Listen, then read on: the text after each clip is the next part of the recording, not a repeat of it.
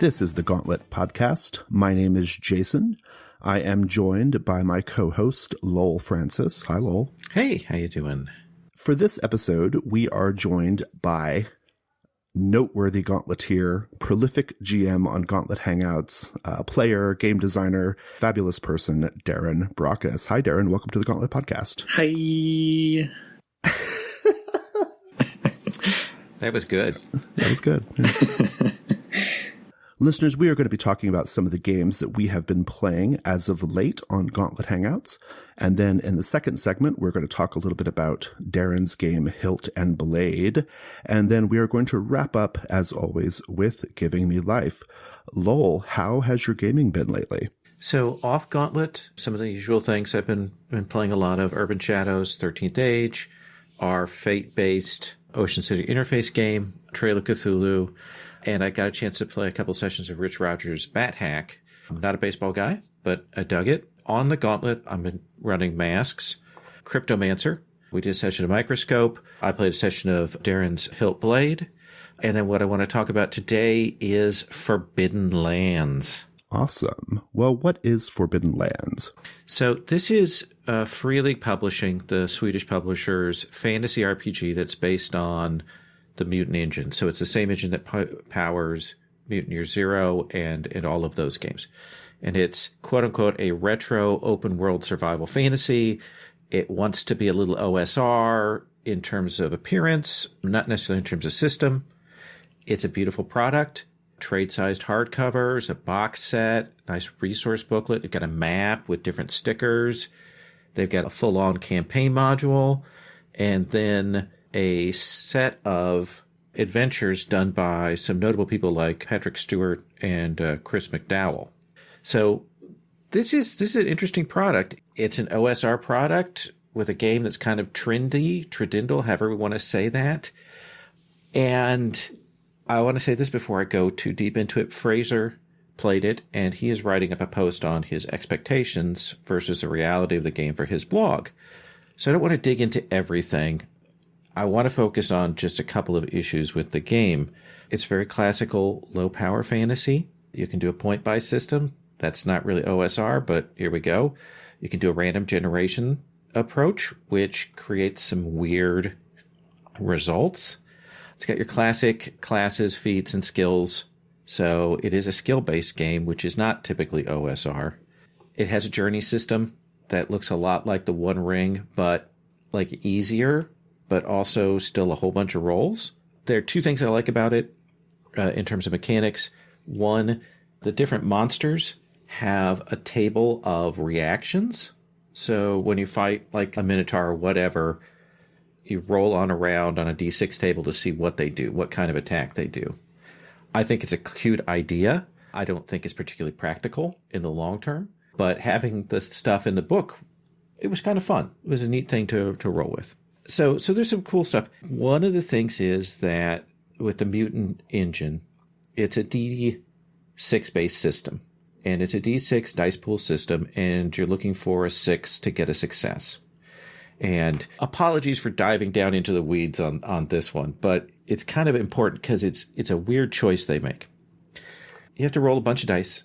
You want to get at least 1 6. If you get a success, that does something, and then if you get more successes, it'll do better. And you have the option with most of these versions of the Mutant system to push yourself and re-roll any dice that don't come up 6s or 1s. Right. But when you do that, there's usually a cost. And that particular system it really drives a lot of the results. Like it just tweaks to that, really modify how the game feels. And some of the Mutant Year Zero engine games, the mechanics that they have, the tuning that they have for it really work. Like I think Tales from the Loop and the base Mutant Year Zero, they've tweaked that basic resolution system so it works. It does not work as well in Coriolis, and I'm not sure it works as well in this game because here's the thing. You're playing a game. It's a fantasy game. And the first 2 sessions, Fraser, was stabbing something with a dagger, and he was like, I'm going to push it. And each time he pushed it, he rolled a whole bunch of skulls and nearly killed himself. Like, each time, like, I gored his poor little goblin, like this boar pinned him to a tree in the first session. And it was only like session 4 that any of his pushes didn't cause him to collapse on the ground dead. Now, there's a certain joy to that as a GM, but it's also a little wearing in the long run. Well, yeah, I was about to say, like, I was like, that sounds fun. Like, why is this a criticism? I think it's fun in the short term, but I don't think the game actually wants you to be doing that. I would be happy with that in a one shot, like a funnel. But I don't see how necessarily you get away from that being an issue, because your hit points are never going to increase. You are always going to have however many hit points you set at the start, because your hit points are your strength, and your strength doesn't go up. And armor sucks in that game. Even like if you get like a level, you don't get more hit points? Oh, no, you don't get more hit points. Okay. However long you play, you will always have, if you set your strength at 3 at the start of the game, you will always have a strength of 3, and you will always have 3 hit points. That's fascinating to me. I mean, like, I'll just, a quick diversion, is that conveying something particular about the setting or the fiction or the sort of, like, what's the design goal of that? I'm curious about that. It carries over from Mutant Year Zero. And in Mutant Year Zero, that makes sense. Like, you're normal people, you've got the mutations, and actually getting new mutations cuts away at those stats and makes it even more dangerous for you. And that scarcity feels right there. They're not like heroic characters, right? Right. And I think this game is torn between wanting to have sort of high fantasy background and this survival mentality, and I don't think it's made up its mind.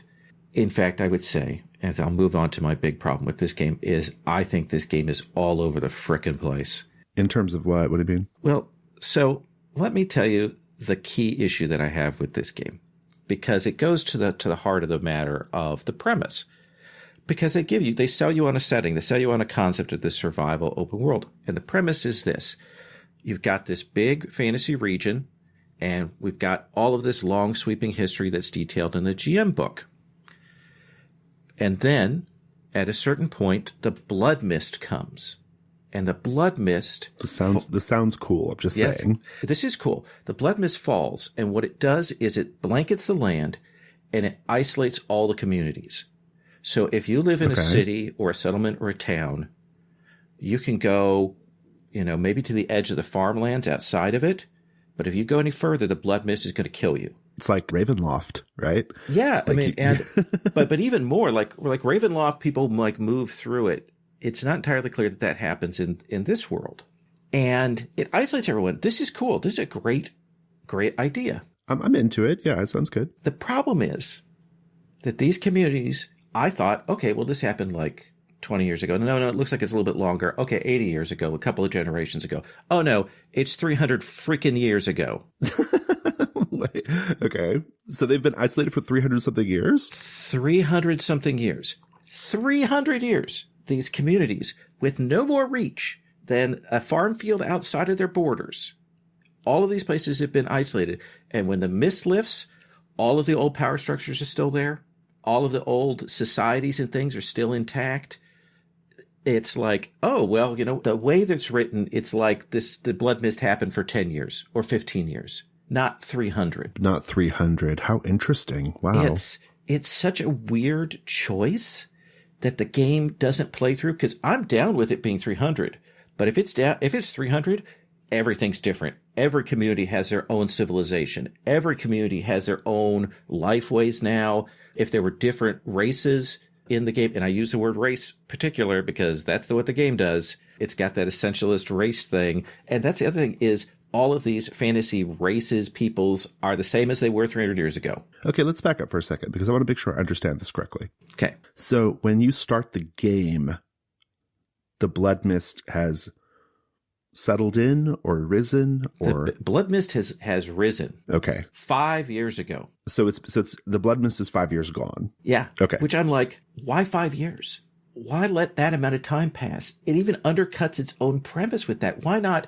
The blood mist is just lifted now, like beyond the wall. You're going out from your community, or even just like a year, and we don't know exactly what's out there. You know, they've got this random character generation thing, and you can roll your character, and events are like, oh, you were at war with armies, these big armies that were out there.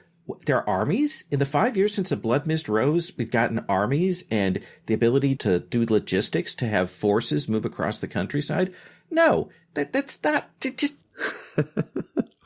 This is so fascinating because normally when we're dead set on having a game design company hate us, it's because we are critiquing the mechanics of the game, right? Like that seems to be the case. This is funny because like your critique is about the setting, and that's so interesting to me that it was such a roadblock for you. Because the original Kickstarter pitch felt tonally different than what we ended up getting. And it may have been that I just didn't look close enough, but I think it makes a number of moves that undercut its premise in a really bad way, and it still lashes itself to the mast of old school D&D with orcs are awful, goblins are terrible, you know, blah, blah, blah, all of that stuff.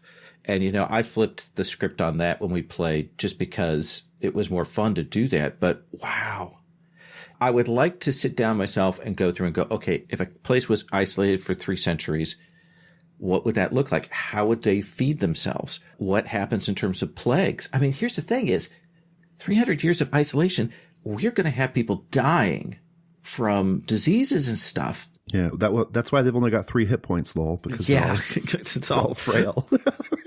It's sickly.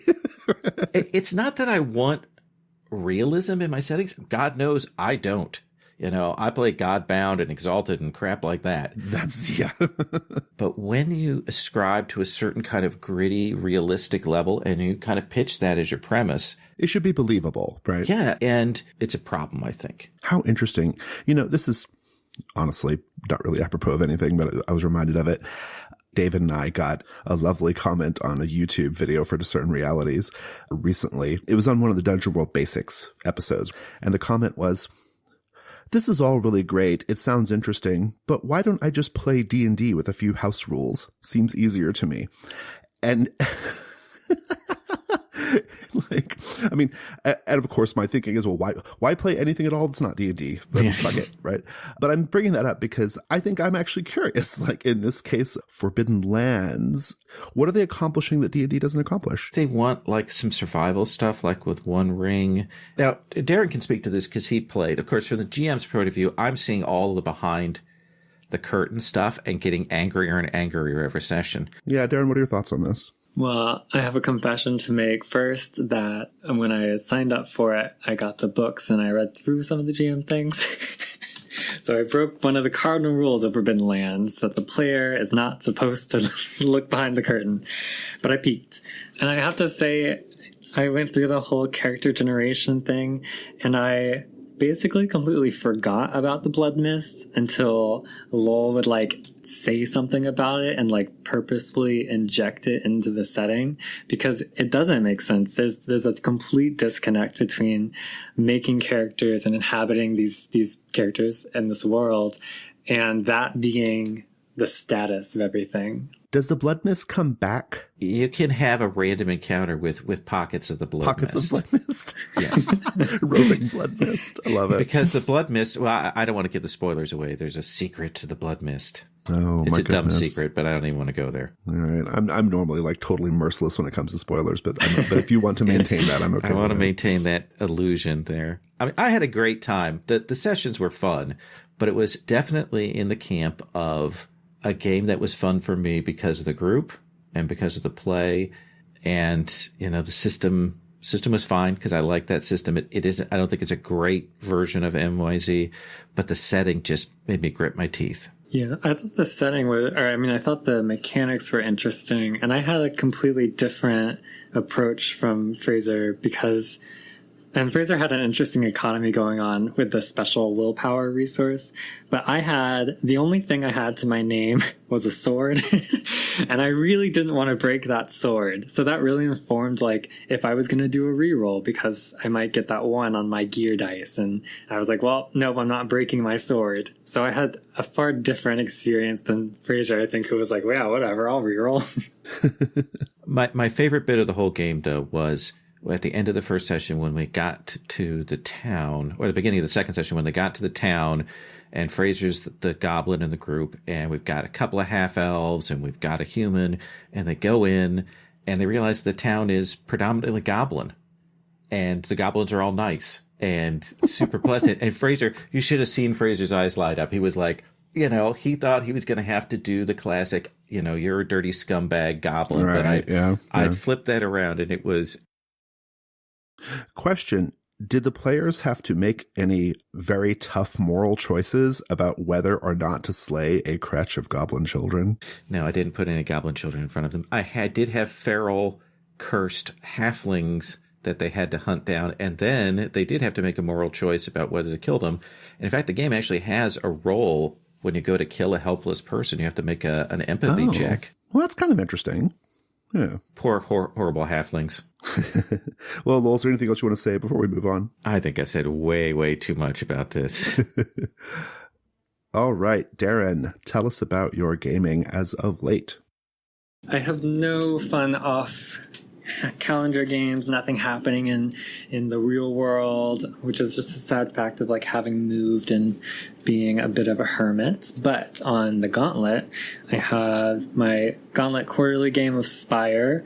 I play tested around some sessions of Hilt and Blade, my mecha game that I'm writing. And then, of course, Forbidden Lands, the session of Microscope that I played with Lowell to build our fantasy city, and Monster Hearts 2, the Mercy Falls 58. Oh, yeah. Awesome. So what are we talking about today? So I want to talk about Spire. Okay. Is it Spire or The Spire? Spire. Okay. And I think like its catalog name is Spire RPG even. So got it. Good. Yeah. Well, that's accurate. That sweet SEO action that that's for. But. Oh yeah.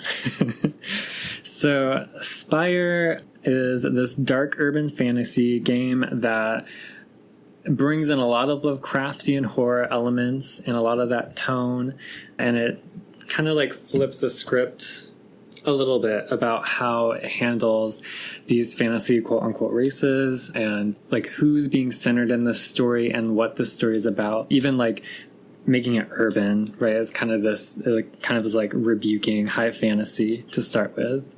Spire takes this idea that dark elves are this oppressed people they're being oppressed by high elves. And the high elves moved into this mile-high city called the Spire, and they basically colonized it, and that's that on that.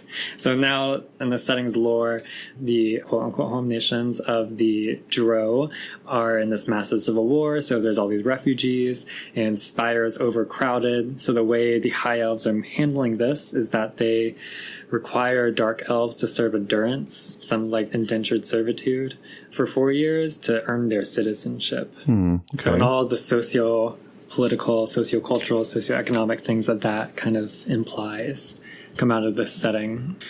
And it's definitely about like player characters take up the role of these dark elves, and they are enacting this sort of like rebellion against the high elves to overcome this oppression in some way. Nice. Well, so what did you like about it so far, or what are you liking about it so far? Yeah, so what I really liked about it uses its own system, not like a powered by the apocalypse. It's not like a D20 system.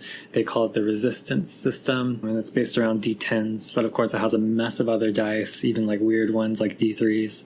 And it's interesting because there's not stats or ability modifiers or anything. You just have your resistances, and it's something like blood resistance is your HP, basically. You have a silver resistance for money. They abstract money that way. And then there's like reputation, your cover, things like that. And you're basically like, whenever you roll, you're risking taking stress to those things, and stress builds up to fallout, which is sort of the like hard mechanical effect that hits you. So you don't have to worry about modifiers. You don't have to worry about like, am I rolling 2d6? Am I rolling 3d6? It's a really simple system. You can gain a few more D10s to roll, and then you're just trying to get a 6 or higher, basically. And then it's graded with partial successes. So the system is pretty easy to like pick up and go. Like when you need to roll something, it's pretty clear how it's going to happen. You can talk about consequences very simply. So I really like the mechanical part for that. And then what I really like out of the setting is that a lot of work, I think, and I should qualify, of course, everything I'm saying, that I'm a white American, and this is a game written by white British men. So what I see in this text, what I see written from it in the setting, is that it centers dark elves in a very like supportive and uplifting and like conscientious and three-dimensional way. And it kind of flips this on to the high elves, right? Because the game is written from this perspective of the oppressed, and these characters that the players are going to take up are oppressed in this societal way. And it does a lot of work to like make the dark elves very like normalized, and it flips it around to make the high elves very like monstrous in this way. So it demonstrates that sort of power structure, I think, in a pretty successful way. So I really dig that. That's pretty awesome. Yeah. And of course the Lovecraftian horror that it brings in is really interesting. Like the Spire has this like rotten heart, like it's a literal heart that is like beating and infecting the city, and there's like demons and people go crazy when there's demon incursions, and it's very good. It like brings in all these disparate genre parts, and it works really well. I interviewed Grant and his writing partner when this game was pretty early in development. And I remember liking that part of it. Like Grant described a few of the gods and goddesses that are present in the fiction, and they were pretty wild and gruesome. And I was really into it. Like very, very imaginative, right? Yeah, the deities are super good. There's one for the player character. The god is named Charnel. Oh, I went back and listened to that episode because I knew I was going to talk about Spire. I think they talked about Charnel. That sounds right. Yeah. Yeah, it's very good. It's just like, it's like this kind of new god in the Spire that came about because there's nowhere to bury anyone because it's a city. So there's kind of this cult for like getting rid of bodies by having like scavenging animals eat them. So a character gets this like hyena, and they're like a priest of Charnel, and they like their job is to take care of remains that they let their hyena eat. So yeah, there's a lot of weird like just off stuff like that, but it makes sense given the context of the setting. You know what they need? They need a blood mist yeah. to settle down and eat all the bodies. That's what they need. If we separate all the districts by a blood mist for 300 years. Which is nothing to elves, so it's like, yeah. That's true. That had a really funny part in my game where I was trying to describe like a long amount of time, and I was like, for 50 years, and I was like, these are elves. Sorry, for 800 years. Exactly, right. You do have to, when you're dealing with elves, you definitely have to keep that temporal band in mind for sure. Yeah. Yeah. I mean, that kind of actually leads into some of my critiques of the system, if I can segue my way over there. Segue away. I think that core component of the setting is actually very hard to remember unless you're kind of like constantly putting it into the fiction and in front of the players' faces. Because since everybody is an elf, essentially, that kind of gets thrown out. So that's kind of hard to remember. Yeah. But there's other things about like the power structure and the dynamics and like the racial politics that I think, especially for white players and white GMs, is very easy to gloss over, because you read through the setting, you make your characters, and then it's like, oh, you're actually like a super competent like secret agent. You're like an operative in this like extremist cult, and you can like do things.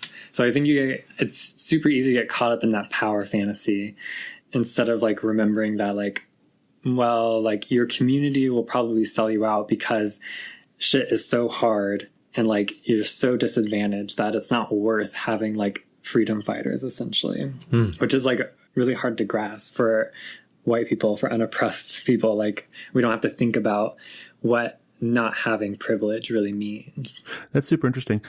Well, I guess my question there is, what does the text do to, I guess, make that easier for people, or what does it do to support this idea? I mean, is this something that you're just inferring from a read of it, or is it very like explicit about all that? No, it's very explicit. I think the text starts out in doing like quick paragraph introductions of like, here's dark elves. Here's when we say dark elf, here's what we mean in the setting. When we say high elf, here's what we mean. And it talks about like the curse, right, of the sunlight or whatever. And then like the very first like substantial text is about like what it means to be a minister. And so it talks about like direct violence is not a thing in this game that can really like work. If you're just like assassinating these like high elves who are in these power positions, it's going to get worse for your communities. And it says that pretty explicitly. And that won't actually solve anything. And it talks about like the ministry, who is like this organization, will sell you out if you are a risk. Like your community will sell you out because you just are a risk. And then it goes through the city. It talks about districts and organizations, and it talks about the role of the dark elves in all of these organizations and districts.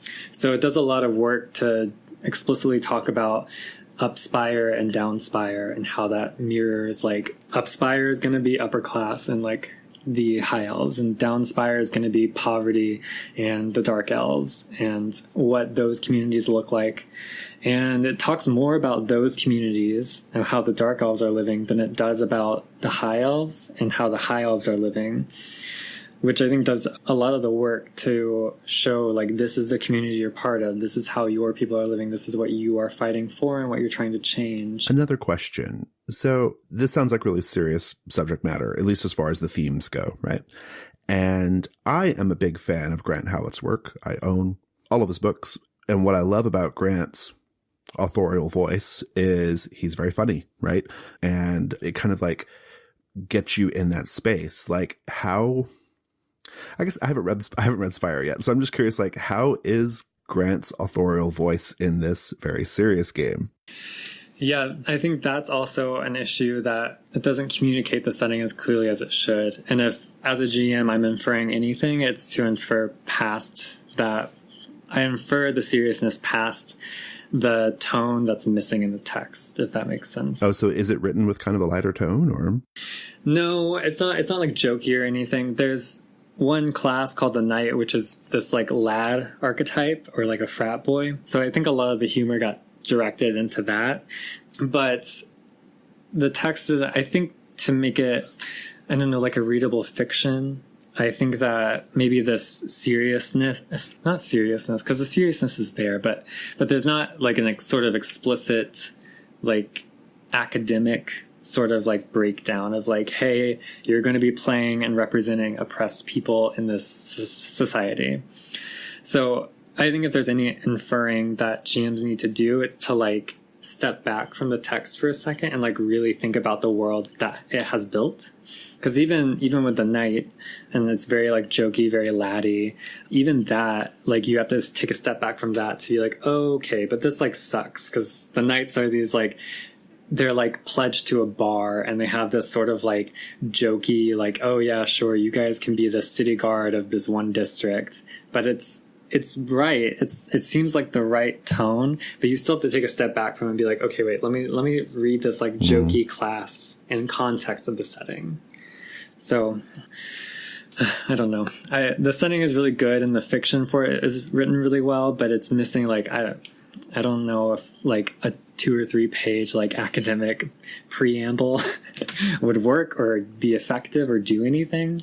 Because I think it's all there in the text. I think you just need the GM to, well, ideally you need everybody, because I think the players should read and take some ownership. But at least the GM take the time to like think about it and think about what they're feeling regarding it, and to bring that to the table as well. You know, one of the things is it's been interesting in the last few years, because we've seen games that have been more explicit about their political leanings, like Sigmata, and we had a whole bunch in the design of revolutionary games and things like that. And to see the pushback from games that do explicitly do that. And we've seen people over the years, game designers, put those things in but not explicate them, because they didn't want to push them to the forefront. And so they get that kind of cover of it being a fantasy.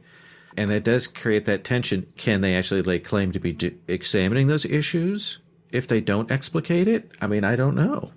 Yeah, I think that's part of the difficulty, part of the hurdle for Spire, I think, because it's so easy to not do any of that. Like, it would be so easy to just talk about being like, oh, you're rebel fighters in a civil war or whatever, but that, like, doesn't capture it.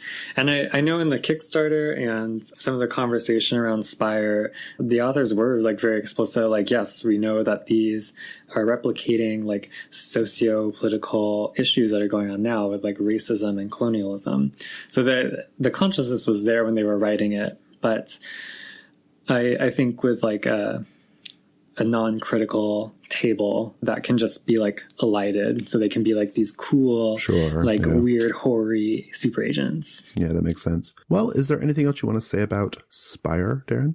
No, I think I covered it all. I think it's really cool. I think the approach, I think the setting overall is really cool. And I really do think that the way it centers the dark elves and distances the high elves is really great, coming from the Western fantasy foundation that these like elves are even coming from. So I think it's just kind of refreshing even to like look at these tropes in a different way. Can I ask you a question? Yeah. So one of the things I want to ask you is, we've seen a lot of these very cool urban fantasy supplements and things come out in recent years. Blades in the Dark, they're Duskfall. We've got Streets of Avalon, which just finished its Kickstarter. And then there's Umberwell I'm thinking of. And there's just a recent fake World's Adventure that does it. So my question is this: would you say that the Spire is that setting, those concepts are really baked in there? Is it useful as an urban fantasy, source book, or would you say it feels more complete? Yeah, I think it's complete. Well, I think what Spire suggests about the world outside of the Spire, as in the city, I think you could really easily slot in a different system if you wanted to explore the rest of the world, because the book gestures toward that. Like it gestures to the Duro home nations. It talks about the high elf homeland and the frozen north. It talks about this like war front with the gnolls to the south. So there's really cool world things going on that the book is not concerned with, because it's about the Spire. Okay. So that could work. But if you wanted like urban fantasy in a city, Spire I don't think is the one, because you would just run into like all this weird stuff that you would have to shape a system around. Yeah, Perfect. That's what it sounds like to me too. Awesome. Well, that is great to hear. Thank you for sharing more about Spire absolutely. RPG. Well, let's go on to me. I had a pretty solid month of gaming, actually. I got a chance to play Storm Riders, Heroes of Alternia, which is really good. I ran 5 sessions of Trophy using 2 different incursions. Monster Hearts 2 Mercy Falls 58 was fabulous. It was so good. World of Dungeons using the Deep Carbon Observatory module, which I'm going to talk about on Fear of a Black Dragon at some point. I think the game I want to discuss right now, though, is Trophy.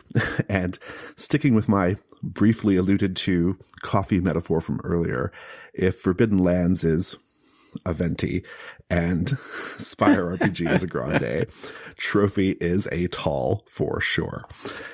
So we recently had the author of Trophy on. Jesse Ross came on and talked a little bit about what Trophy was, and so I'm not going to belabor much of that except to say that Trophy is a dark fantasy game that deals with issues of psychological horror. In it, you play doomed treasure hunters who are pressing ever deeper into a forest that does not want them there.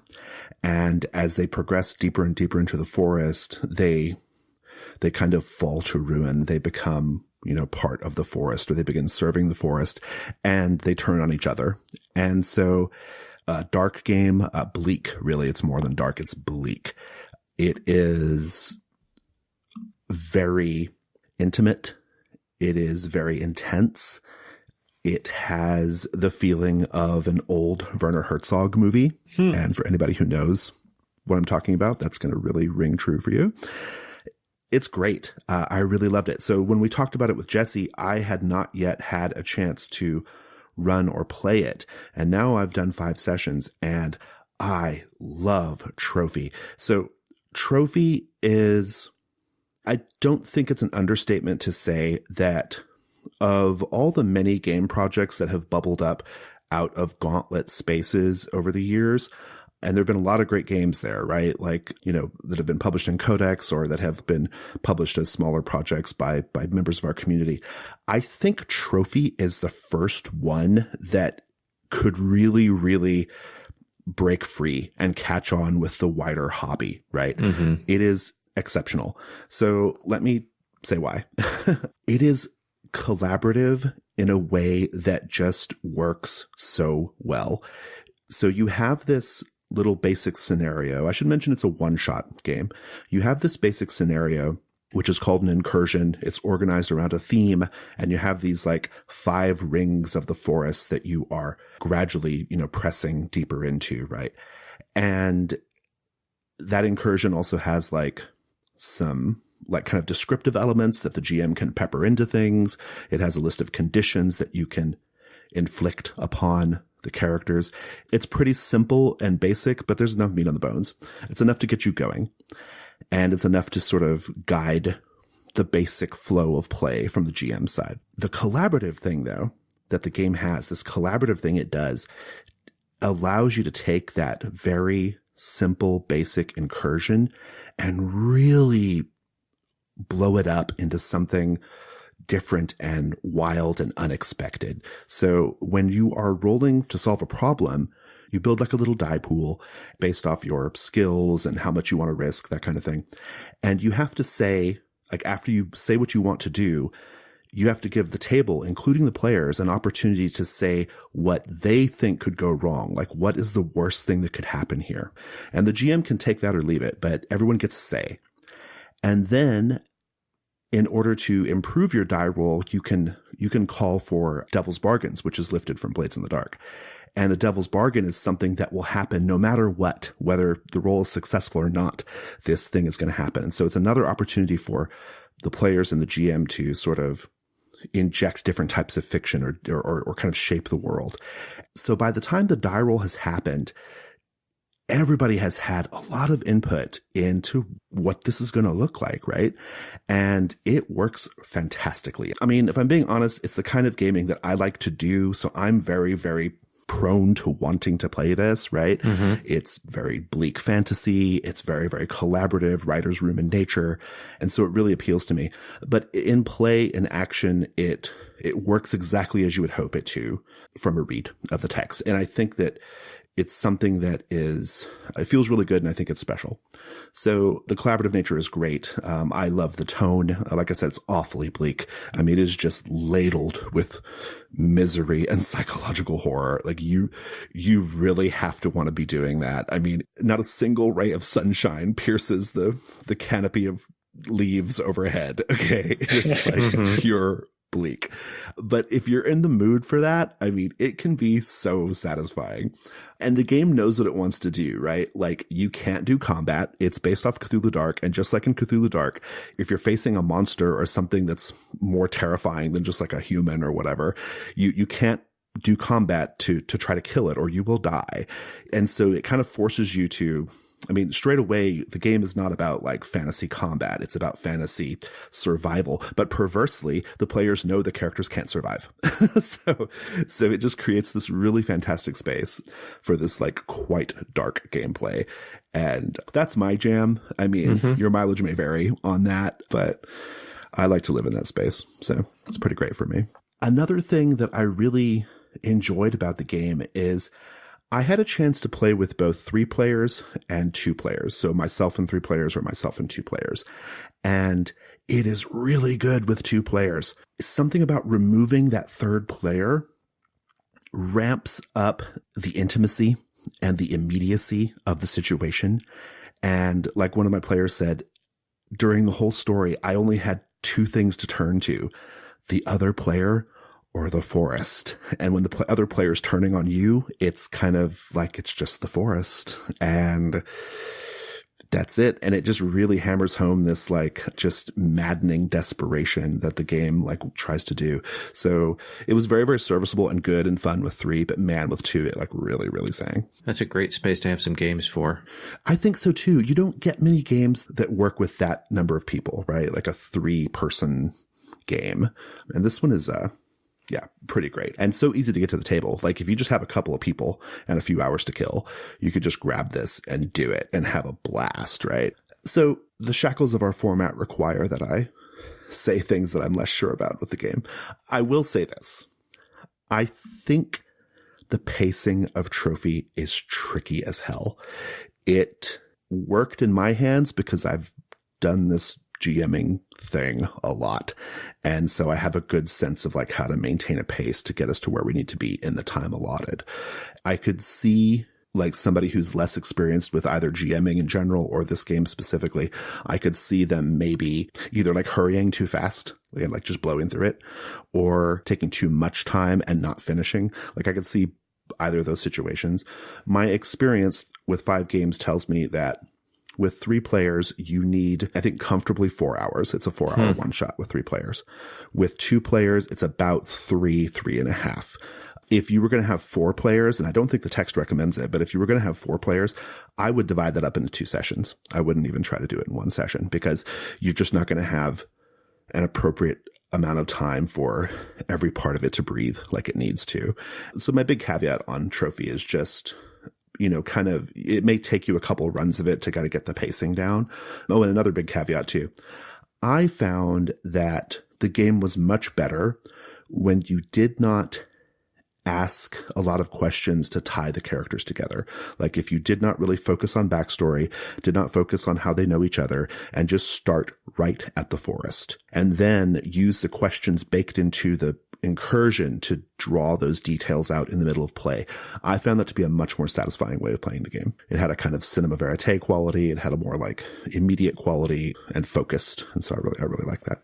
Yeah, it seems like a really great add-on to Cthulhu Dark because that's such an intriguing rule set to me. How simple it is and the way it uses like the insanity die and bringing in like the devil's bargain and everything from Blaze. Like the text just reads so well. It's so clean to understand. I'm really intrigued by it. I'm a big Cthulhu Dark fan, and I wouldn't say in structure these games are similar. Cthulhu Dark was designed to be used with old COC modules, right? But they definitely maintain a lot of the same themes, and the lightness of the mechanic is, I'm always partial to that. And so it's drifted a little bit away from Cthulhu Dark, actually. Like the core die mechanic is actually not the same as Cthulhu Dark. It's clearly inspired by it, but it's not the same. But Jesse's drift is good. It's the right drift for what he wanted to accomplish with the design. And so I'm a big CD fan. I mean, I like me some Cthulhu Dark. It is a known fact. Yeah. So anyway, Trophy. Oh, I want to throw in a couple things. I want to say that, first of all, Trophy can be found in Codex Dark 2. That is available on Drive-Thru-RPG. It's a huge issue of Codex. It's got tons of cool stuff in it in addition to Trophy. And it's available for $7 USD on there. And then I want to talk a little bit about something called Trophy Gold. Trophy Gold is the next thing that Jesse's working on. And it's going to come out in Codex probably like some point in the late summer. And what it is he's going to satisfy a thing that I have talked about a lot and wanted to do for ages and I've never done, which is he's going to have guidance for how to take an old school module and convert it to Trophy. And then it's going to have rules for like running an old school module in Trophy. And that is so up my alley. Like I am very here for that. And so I think that comes out, it'll be in Codex Gold, incidentally, which is like, I don't know, like it's like August or September or something. It's a ways away, but it's just something to kind of keep your eyes open for. Let's go to the guest segment.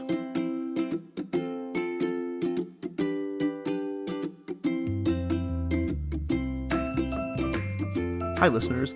I want to tell you about the Gauntlet Patreon. The Gauntlet is one of the most active, vibrant communities in tabletop role-playing games. We produce podcasts, the Codex Zine, Gauntlet Hangouts, Gauntlet Con, and more. If you love small press, independent tabletop role-playing games, the Gauntlet is for you. And you can help keep things going by pledging to our Patreon. This year, we have 4 different pledge levels for you to join at, each of which comes with a number of benefits. At the $2 level, you get early access to our actual play podcasts, including Pocket Size Play, as well as a special Keeper of the Gauntlet title. At the $5 level, you also get a PDF of our monthly zine, Codex. Your name and Keeper of the Gauntlet title is listed in the back of each issue of Codex while your pledge is active. At the $6 level, you also get access to the Gauntlet Slack group, which is the heart of our community. And at the $8 level, you get early RSVP access to new game events on Gauntlet Hangouts. The $8 spots are limited based off how many early access players we think the Gauntlet Hangouts calendar can support. Every month on the 15th, we will make a small number of new $8 spots available. So if you want to play games with the Gauntlet, make sure you keep an eye on our Patreon page around that time so you can grab one of those rare spots. Finally, every member of the Gauntlet Patreon, no matter the level they pledge at, gets to attend GauntletCon each year for free. GauntletCon is our incredible online gaming convention with over 200 game events and panels, competitions and prizes, and our bumpin' GauntletCon Discord server. Folks, we can't do all this awesome stuff without you, so go check out our page and please consider pledging. We're at patreon.com/gauntlet. Thanks.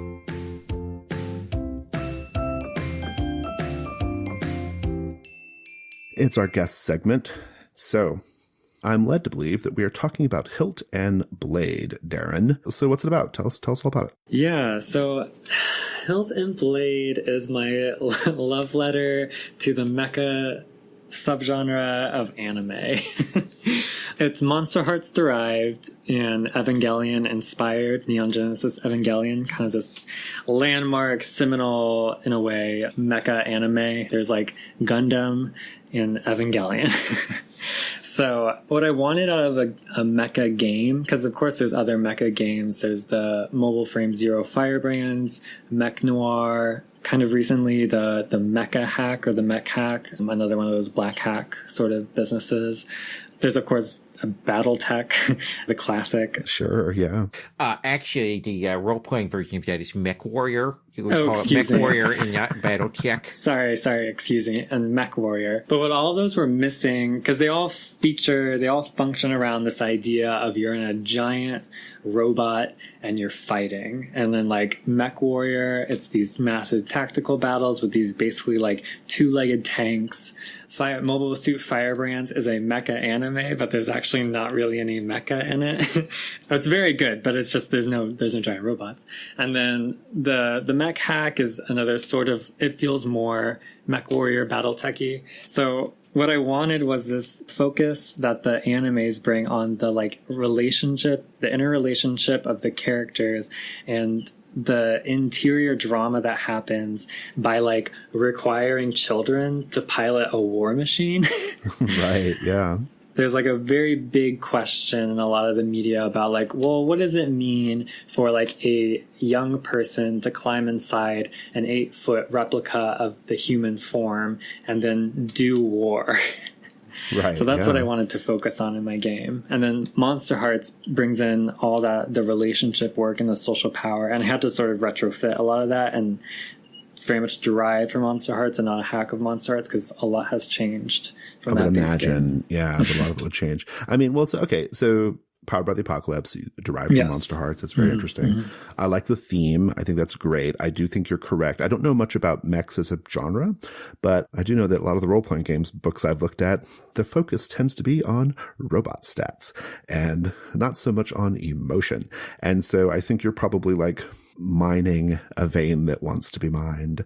What are some of the playbooks? Like what are the distinctions? Are you doing playbooks? Is that the structure or? Nope. Oh, okay. There's not a single playbook. And I should clarify it's whereas like the Veil uses states, this is an easy comparison. The Veil uses states and their emotional states. The like stats in my game are psychological levels, and I'm using the id, ego, and superego, just these flashy pop culture words for this Freudian model. And I don't go into too much of it because like, is that correct? And it's like, it's only a psychological model, and those words have a lot of baggage from pop culture. That stuff can be so weird. I was thinking of changing my stats in the between to be the humors, but I ran into a couple of problems. Problem number one, the humors sound gross. It's blood, yellow bile, black bile, and phlegm. I was like, I can't have stats called black bile and phlegm. That's not going to work. And then second problem, when my game is set, they've already moved past this archaic way of thinking of medicine. So it was an idea that lasted for like 2 minutes, but for a brief, beautiful moment, I was like, oh man, I think I'm going to do something really cool here, until I read what the humors were. And I was like, ugh. It's been a constant conversation actually while the play testing, because there are very legitimate critiques, because I still am using modifiers. So then you're talking about like your ego, which is sort of this executive function agent. What does it mean to have a +1 to your executive function, right? So there's some issues with it, and where it's at now, I just have everybody starting at a flat 0, and then there's the way you like build your relationships with the other characters, and the way it hooks your character into the setting where you're part of this paramilitary organization, and you've probably been conditioned in some way. It gets you a +1 to a stat. So I'm thinking that okay, we're not going to make anything. We're not going to do any weird commentary on this, hopefully. But I still need some of the numbers, right, to affect the rolls and the math and the mechanics and things like that. Okay, so no playbook. So how do you create a character? What's the deal? Oh, yeah. That's a good question.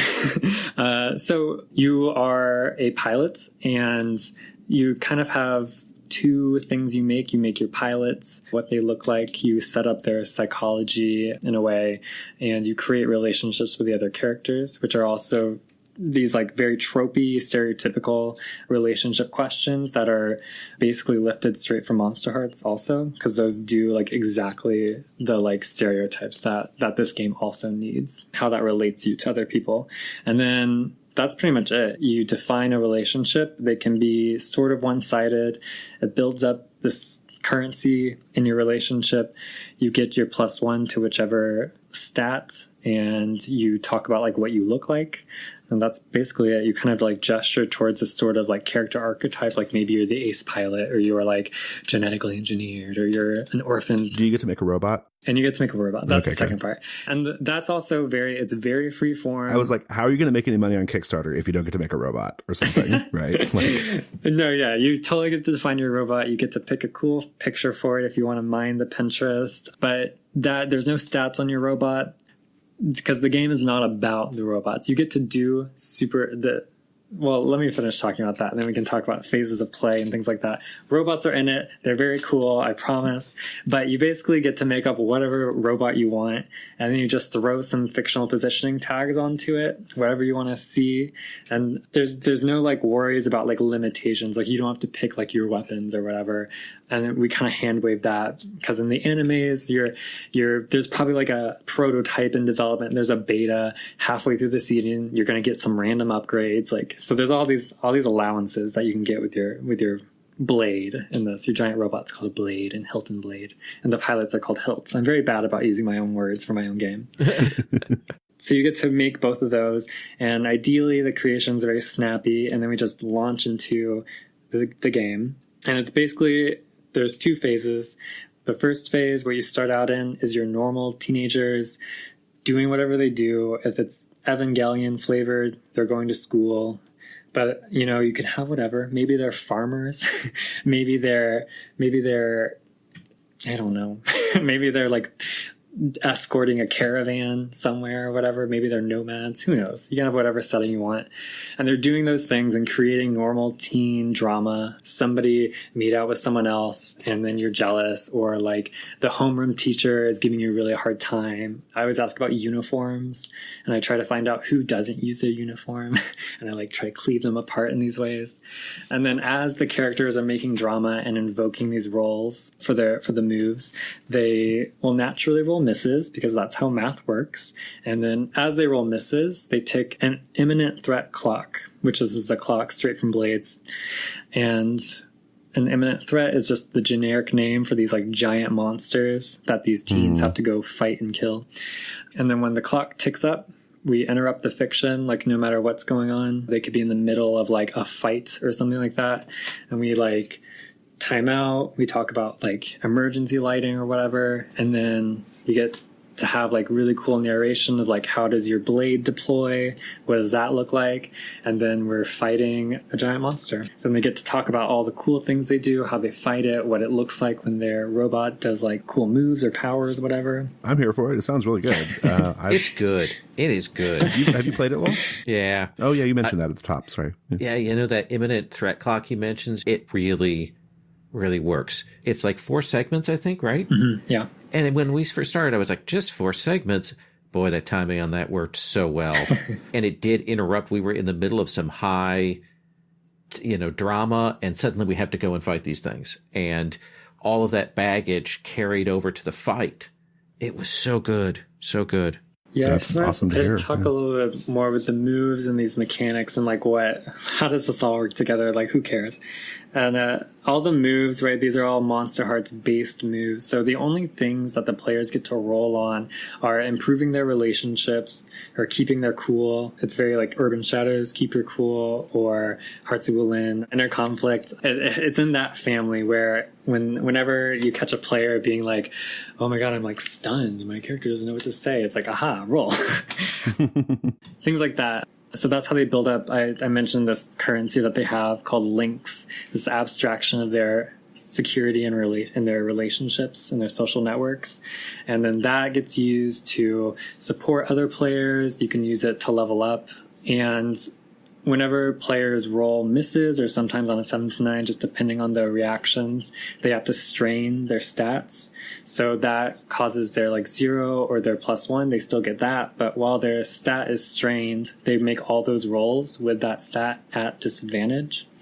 So it just is like, it becomes this very quick spiral where they're going to start getting those misses. The imminent threat clock is going to tick really fast, and things are just going poorly for these poor pilots. And then they have to go climb into a giant robot and try to keep their ship together. Mm-hmm. That sounds really great. I'm here for that. That all sounds really, really fun. So what's the status of the game, like in terms of like its development, or where are you at with that? Yeah, I mean, I suppose it's in like a beta status. I was doing just single session play test, getting like the creation down, just seeing if those mechanics really clicked. And now I'm moving on to, I'm testing out longer play. So like 4 sessions, 8 sessions. And basically like there's a few people who have hit me up to run it. I've let them, because I think the dry rules are there. And aside from that, I just need to make some time to write it and explain everything. Awesome. Well, that sounds pretty great to me. Is there anything else you want to say about Hilt and Blade? If you want to have your full anime experience where you are being a teenager with problems and drama, and you also want the super cool fights and the robots, this game has it for you. Awesome. Cool. Sounds great. Let's go to Giving Me Life. It's Giving Me Life. All right. Lowell, what's giving you life? So when we had a house fire, the first thing that we replaced after the fire, like immediately, was the coffee maker. We love the coffee. Mm-hmm. And I've never bought into any of these like loot boxes or anything like that, or loot crate or whatever. But I think Paul Beakley, it was on G Plus, recommended this bean box monthly thing. Essentially, you get this box and you get these 4 packets of different brews of beans, and they, each Saturday we make one of these pots of it, and we get to taste these different things. It's dumb luxury, but I really like it. I'm here for stupid luxury like that. Yeah. I used to order David Lynch's coffee. David Lynch had coffee. This is like in the early 2000s, and it was like a subscription. It was delicious for one thing, but it came in this like, because it's David Lynch, it came in this like severed head? No. It was like this beautiful, like blue tinted stainless steel tube. And it's like you had just this like kind of sleek, ominous obelisk like tube of coffee. And it was really great. And it was too expensive. But it was great. This one's great. Get 4 kinds. They're in little packets. They're really nicely done. They have a little thing you can text if you want to get more from a particular blend. And they're like roasted like a week or 2 before. And it's just been like every Saturday we have that as our first thing on Saturday morning to see what the new coffee's like. So I really like it. Does it include a Funko Pop figure by chance? No, it does not. It does not. Darren, what's giving you life? Well, I recently watched The Umbrella Academy, which I really enjoyed on Netflix. It's the adaptation of a comic book by Gerard Way, who was the lead singer of My Chemical Romance. So there's a lot of great stuff going on with that already. But the series was super good. I thought I just started the comic too, because I'm like really Comic's great. Comic is great. Well, yeah, I've enjoyed it so far. The adaptation, I think, is really good, and it's paced very differently.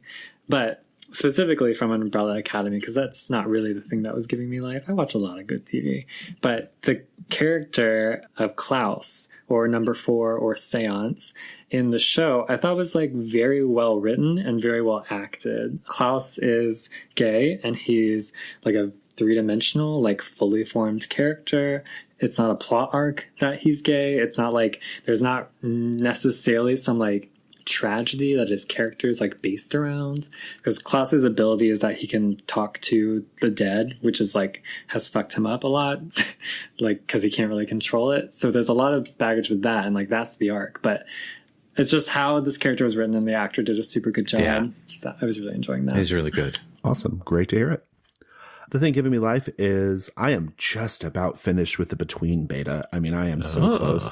And it is, I mean, being nearly done with it is giving me life, but also just the, I don't know, like I'm just really loving it. Like I thought my game was pretty good in the alpha state. Like it was enjoyable. It was fun, but you know, I play tested it a lot. I did like 35 playtest sessions, and then the process of like reincorporating just that knowledge and that experience and that feedback that, you know, from my game, it's a fun, satisfying process. And so I'm on the verge of having it in a form that other people can run it, because I've been very particular about that. Like no one can run it yet, but it's almost ready.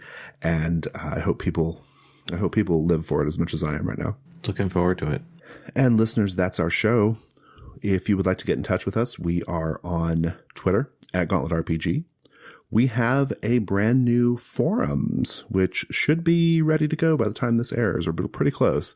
Our forums are forums.gauntlet-rpg.com. It is our replacement for G+. So if you want to go to a public Gauntlet space to discuss games and to just kind of generally hang out, go check that out. We are on Patreon at patreon.com/gauntlet, and our main website is gauntlet-rpg.com. Lowell, thanks so much. Thank you, Jason. Darren, thanks so much for being on the show. Yeah, thank you. It was an honor. And listeners, thank you. Take care.